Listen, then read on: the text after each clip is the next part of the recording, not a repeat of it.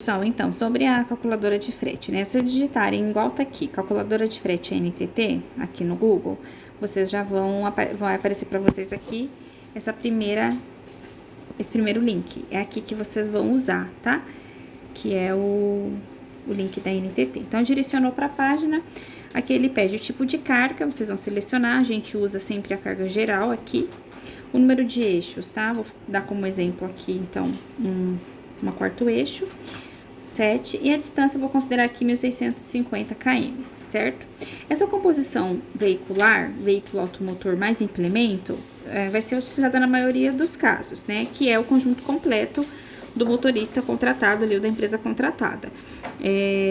Quando houver, né, que não seja a composição, eu só tenho o cavalinho, ou a carreta do contratante, né, ou a carreta do contratado, o cavalinho, enfim, que houver essa separação, né, entre o automotor e o implemento, aí vocês vão colocar como sim, tá? Por quê? Porque vai mudar a tabela, né? Existem 4 tabelas lá na tabela de piso mínimo, né?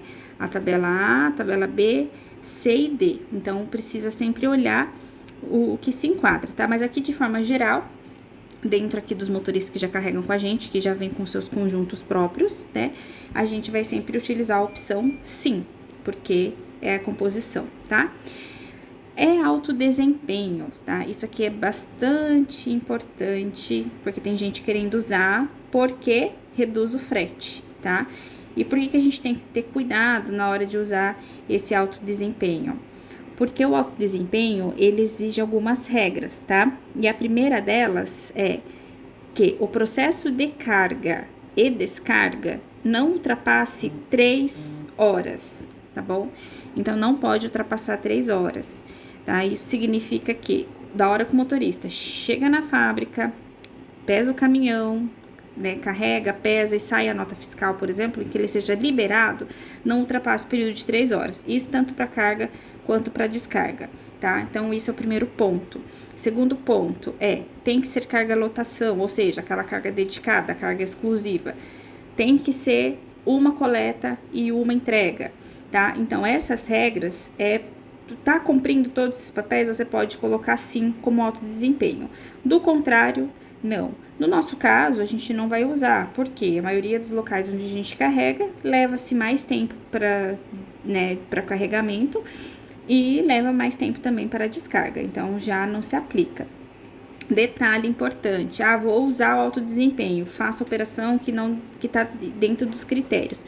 Tudo bem, então você lembre de colocar essas informações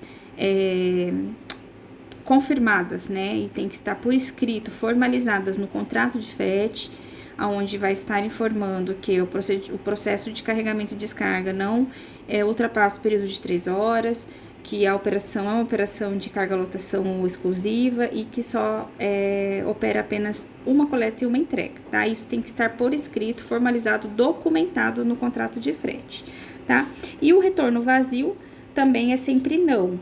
Por quê? Esse retorno vazio, sim, é nos casos de cargas casadas, né, com as logísticas reversas, ou seja, eu tenho um contrato de agregado, então aquela empresa ela é responsável por me carregar e me trazer o frete de retorno.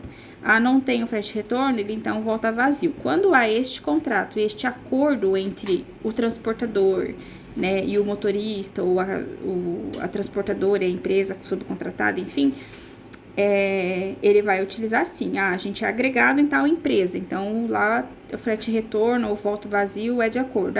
Eu carrego o granel, mas eu volto vazio porque eu não acho lá a carga para voltar, entendeu? E também é não, desde que não esteja em acordo, em contrato, este retorno vazio, tá? Então, para a maioria dos casos vai ser não. E manda calcular. Calculou, ele vai trazer aqui embaixo as informações de tabela, né? E os coeficientes. O detalhe importante também desses coeficientes esse coeficiente, ok, aqui ele dá a distância e aqui ele dá o coeficiente de deslocamento, né? Que é o cálculo da fórmula que a NTT estabeleceu. Esse aqui de baixo, que é o coeficiente de custo de carga e descarga, ele é variável, tá? E em algum momento ele também pode deixar de ser incluído no total aqui embaixo no final. Por quê? Porque isso aqui ele depende se há essa despesa, tá? Ah, você paga no carregamento, você paga alguma coisa, na descarga você paga. Então, isso depende, né? Vocês carregam com a gente, por exemplo, sabem que em alguns casos a gente tem um custo de descarga e a gente reembolsa esse custo. E que esse custo não é este valor que está aqui no coeficiente. E na maioria dos casos o cliente mesmo que descarrega, então vocês não têm esse custo, certo? Então, normalmente, isso aqui precisa ser reavaliado, tá? Coeficiente de custo de carga e descarga. Ah, não tem o custo de carga e descarga, então você exclui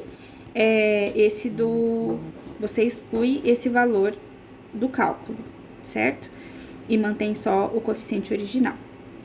Aqui no caso, a calculadora, ela sempre vai calcular automático, tanto esse coeficiente de deslocamento quanto o coeficiente de custo de carga e descarga, chegando então nesse valor final, que seria o frete mínimo, tá?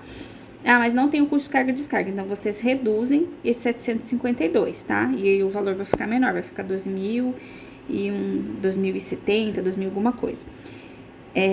Este valor é mais o pedágio, tá bom? Então, a princípio, é isso. Tá? Quando eu expliquei para vocês em relação à LS, é que se vocês irem lá e alterarem, por exemplo, para 6 eixos, mantendo a mesma distância, vocês vão ter um cálculo.